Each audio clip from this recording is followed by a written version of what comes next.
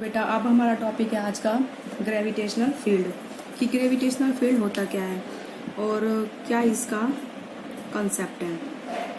ठीक है, तो स्टार्ट करते हैं। ग्रेविटेशनल फील्ड हमने ये तो पढ़ी लिया है, न्यूटन्स का जो लॉ है ग्रेविटेशन का, कि कोई भी दो मासिव बॉडी है अगर उनका मास m1 m2 है तो वो किस फोर्स से एक दूसरे को क्या करेंगी, अट्रैक्ट करेंगी, या किसके प्रपोर्शनल जो फोर्स आएगा वो उसको हम बोलते हैं न्यूटन्स लॉ ऑफ ग्रेविटेशन। ठीक है, तो फॉर्मूला आया था F is equal to the G m1 m2 upon में r स्क्वायर।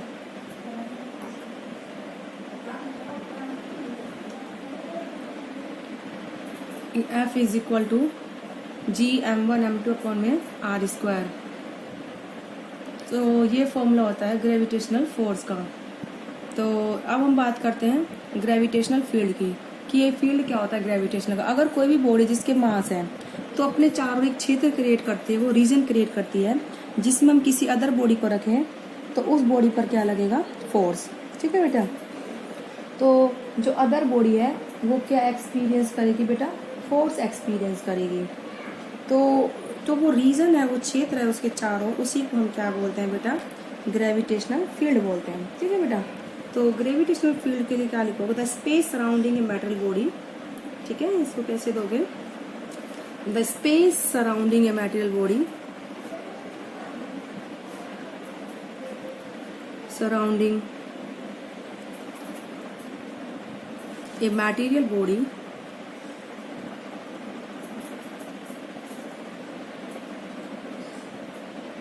ठीक है, in which its gravitational force of attraction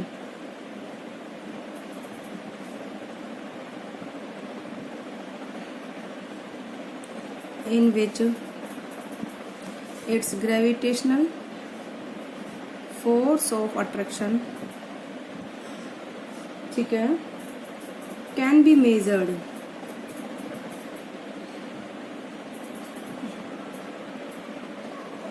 is called gravitational field।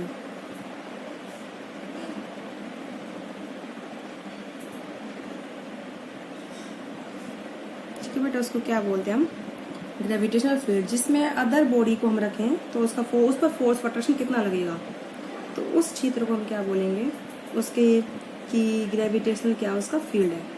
अब इंटेंसिटी ऑफ ग्रेविटेशनल फील्ड आज नेक्स्ट हमारा टॉपिक आता है। तो मतलब जो मैं आपको ये बताना चाह रही हूँ बेटा कि जो फील्ड है वो एक फिजिकल क्वांटिटी नहीं है, वो मतलब एक क्षेत्र है किसी भी ऑब्जेक्ट के चारों ओर। जैसे हम बोल रहे हैं तो कितनी दूर तक मेरी आवाज़ जा रही है, तो वो मेरी साउंड का फील्ड हो गया, जितनी दूर तक मेरी आवाज़ जाएगी।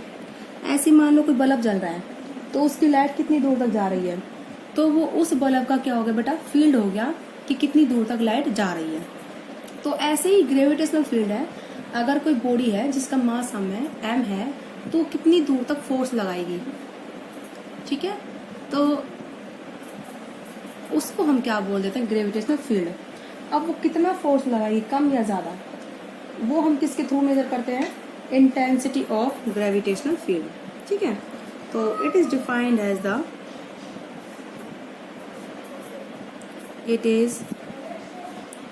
defined as the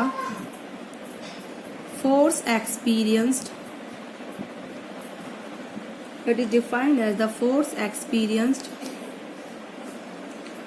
by a unit mass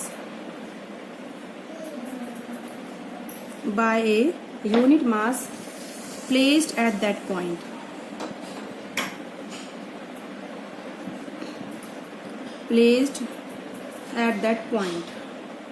ठीक है, जिस पॉइंट पर हमें gravitational field at a point is defined as the force experience by unit mass place at that point. ठीक है, इसमें हमें ये होना चाहिए कि provided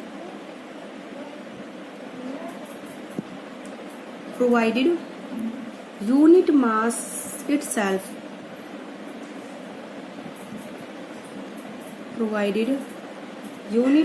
itself does not produce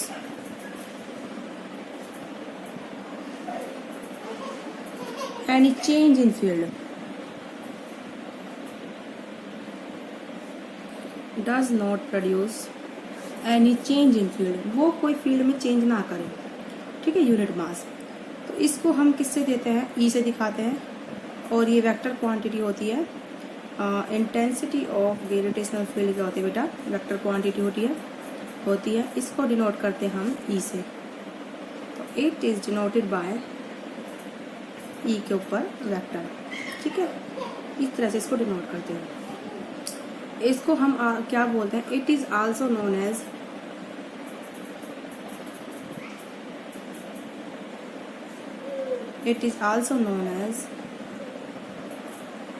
strength of gravitational field।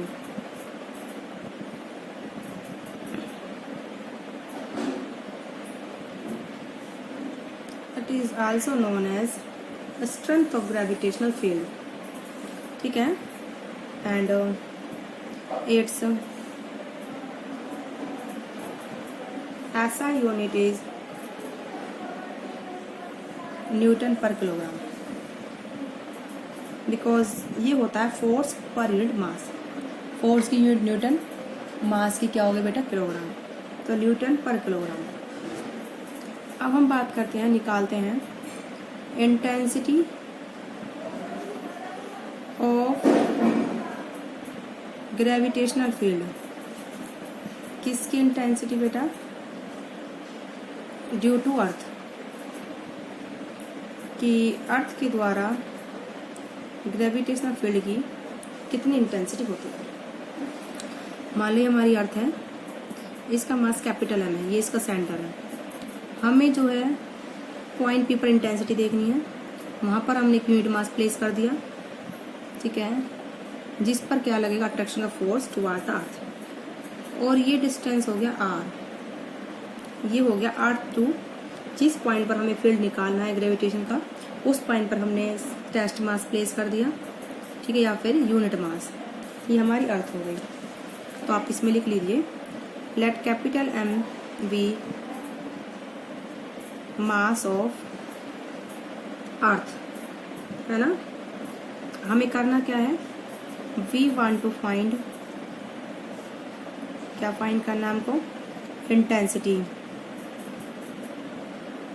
है ना, ये तो फाइंड करना है हमें, ऑफ ग्रेविटेशनल फील्ड।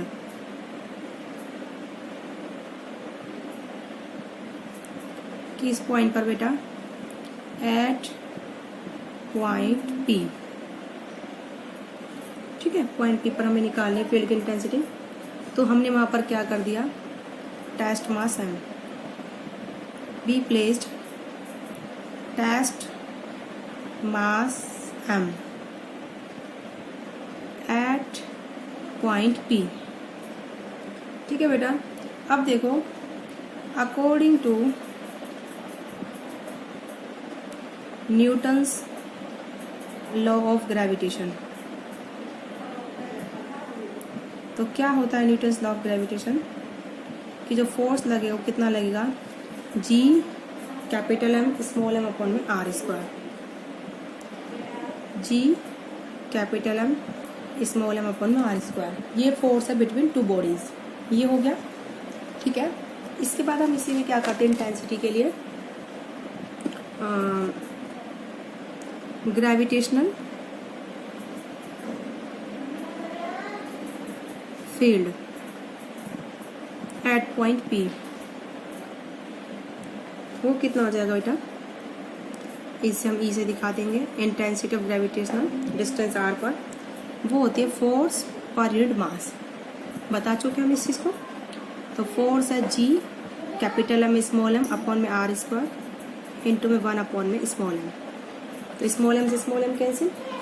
तो intensity of gravitational field at a point R, at a distance R, G capital M upon में R square. This is the formula of intensity of gravitational field, जो कि क्या है बेटा, G is the gravitational constant, M is the mass of earth, ठीक है, R is the distance of the point at which we want to find gravitational field intensity. याद रखना बेटा, G is the gravitational constant and capital M is the mass of earth and r is the distance of the point P from the center of earth at which we want to find the gravitational field intensity of earth. ठीक है, यही formula बेटा जो होता है हमारा acceleration due to gravity का भी होता है।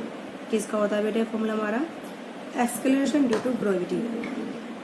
ठीक है, तो इससे हमें ये पता चलता है जैसे डिस्टेंस बढ़ेगा और ग्रेविटेशनल फील्ड की इंटेंसिटी क्या होगी बेटा? घटेगी।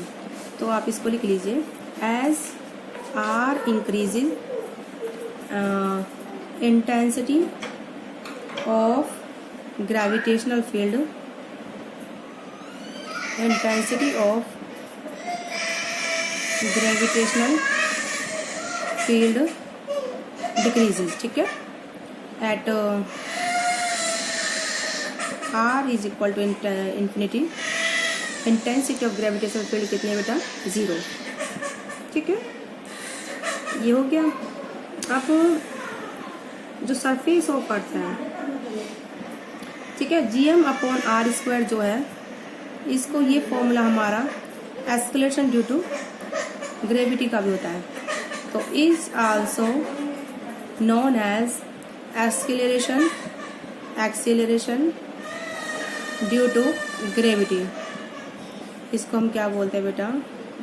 एक्सेलरेशन ड्यू टू ग्रेविटी बोलते हैं। तो यानी कि intensity of gravitational field is equal to the acceleration due to gravity at that point. तो intensity of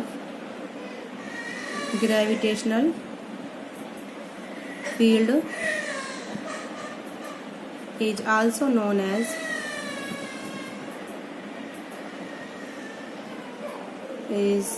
also known as ठीक है, या फिर इज आल्सो इक्वल टू और equal to acceleration due to gravity.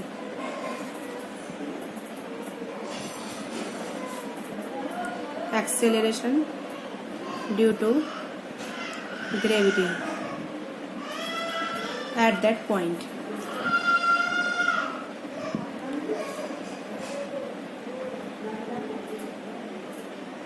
ये सब होता है बेटा।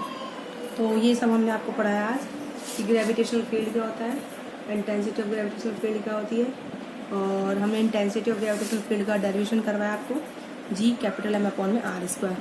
कैपिटल M क्या है बेटा? मास ऑफ अर्थ। ठीक है, ये अर्थ का मास, इसको याद रखना। और r उस पॉइंट का डिस्टेंस हमें जहाँ पर इंटेंसिटी ऑफ ग्रेविटेशनल फील्ड हमें निकालनी है। तो आई होप आपको समझ में आया होगा। जैसे जैसे r बढ़ेगी इंटेंसिटी ऑफ ग्रेविटेशनल फील्ड घटेगी। जब r इन्फिनिटी हो जाएगी तो ग्रेविटेशनल फील्ड वहाँ पर कितनी हो जाएगी? इंटेंसिटी इसकी 0। तो ये आज की वीडियो में इतना ही। नेक्स्ट वीडियो में हम आपको कराएंगे ग्रेविटेशनल पोटेंशियल एनर्जी का फॉर्मूला, कि किस तरीके से हम ग्रेविटेशनल पोटेंशियल एनर्जी निकालते हैं और कैलकुलेट करेंगे उसका फॉर्मूला किस तरीके से आएगा, मेजर करेंगे। तो आज की वीडियो में इतना ही, इससे आगे नेक्स्ट वीडियो में। ओके बेटा।